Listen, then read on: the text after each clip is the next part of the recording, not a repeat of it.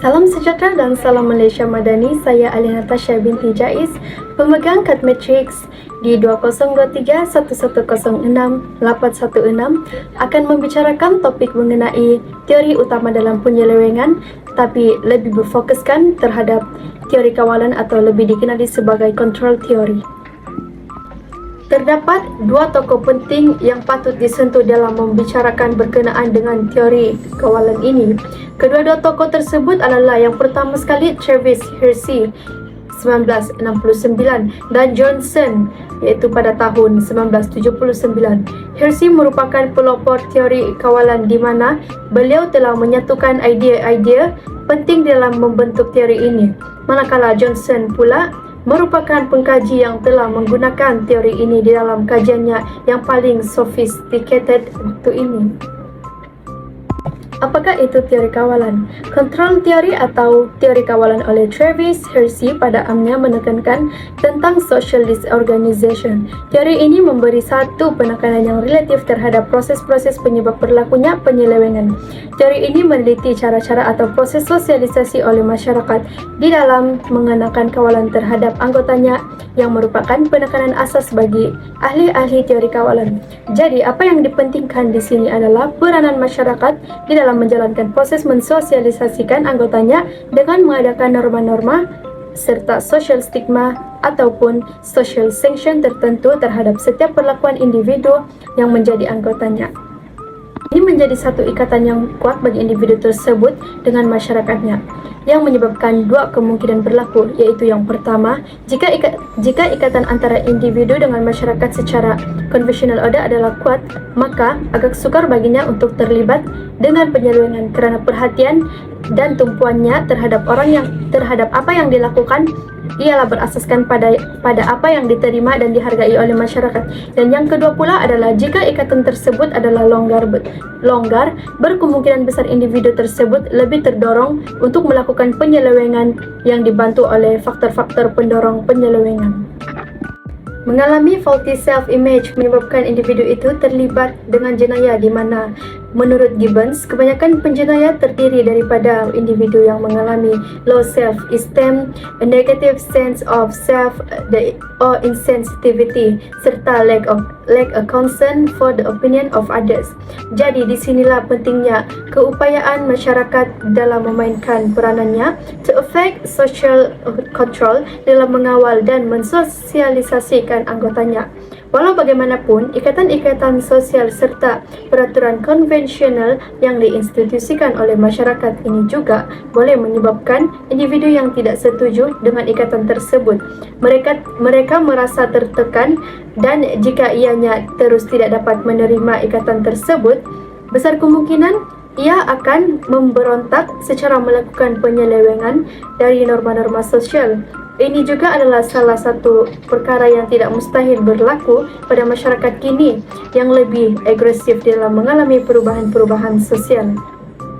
Seterusnya, Travis Hirschi telah mengklasifikasikan 4 elemen penting dirujukan sebagai ikatan sosial, iaitu yang pertama sekali adalah attachment, iaitu pertalian, yang kedua adalah commitment, iaitu penglibatan, dan yang ketiga adalah involvement, iaitu penyertaan, dan yang keempat adalah belief, iaitu kepercayaan.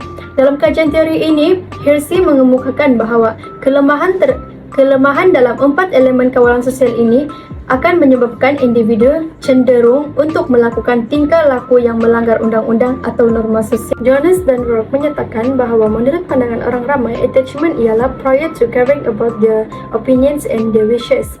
Elemen ini merujuk kepada individu atau masyarakat yang terikat pada kumpulannya melalui pengaruh perasaan atau rasa hormat, juga melibat sosialisasi terhadap norma-norma kumpulannya. Apa yang ingin dipahami atau disampaikan melalui elemen ini yang dikaitkan dengan perlakuan devian ialah jika seseorang individu itu tidak sensitif terhadap pemikiran, perasaan dan pengharapan dari peraturan konvensional, iaitu tiada rasa pertalian, maka ianya bebas untuk melakukan penyelewengan.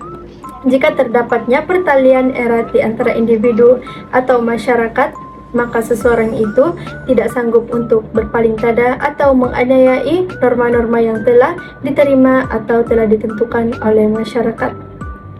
Seterusnya, komitmen atau penglibatan merupakan elemen yang menerangkan di mana individu membina stake di dalam menyesuaikan perlakuan. Kente merujuk komitmen sebagai sequence of action with penalties and costs to arrange as to guarantee the selection. Stevin pula mencanangkan komitmen sebagai the awareness of the impossibility of choosing a different social identity or rejecting a particular expectation because of the imminence of penalties involved in making the switch. Komitmen adalah elemen yang rasional di dalam social bond. Ini bermakna kebanyakan individu yang hanya terlibat di dalam satu-satu aktiviti yang boleh atau akan memberi keuntungan pada mereka walaupun ianya akan melibatkan kos yang tinggi. Ini bererti individu tersebut lebih menekan pada ganjaran sosial yang diterima dalam penglibatannya dalam aktiviti rasional yang terikat pada kehendak masyarakat atau social conformity. Seterusnya, involvement, iaitu penyertaan. Penyertaan bermaksud construction of an action demand by chosen way of living. Involvement ini pada hakikatnya adalah aktiviti-aktiviti fizikal yang bukan bersifat penyelewengan. Contoh yang paling mudah, jika seseorang itu aktif di dalam sesuatu bidang seperti sukan atau berpersatuan, maka masanya adalah kurang untuk melakukan aktiviti penyelewengan. Penyertaan atau involvement yang berterusan di dalam aktiviti konvensional juga turut menguatkan lagi elemen komitmen.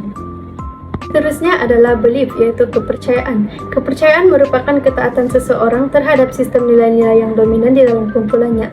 Nilai-nilai ini memungkinkan sifat-sifat moral yang mesti bagi individu tersebut. Dengan ini adalah di luar pemikirannya untuk menyeleweng nilai-nilai moral tersebut. Ini bermakna semakin kurang kepercayaan individu tersebut untuk mematuhi undang-undang, maka semakin besar kemungkinan baginya untuk melanggar undang-undang tersebut. Maka dengan ini dapat kita fahamkan bahawa di dalam proses penerimaan atau penolakan institusi konvensional oleh individu, inilah yang akan menentukan pilihan individu yang boleh membawa kepada penyelewengan. Jika difikirkan ikatannya dengan masyarakat tidak kuat atau longgar, di mana ini ditentukan oleh dua faktor, iaitu faktor kejayaan atau faktor kegagalan individu di dalam memenuhi syarat-syarat yang telah ditentukan oleh masyarakat di dalam mencapai goals.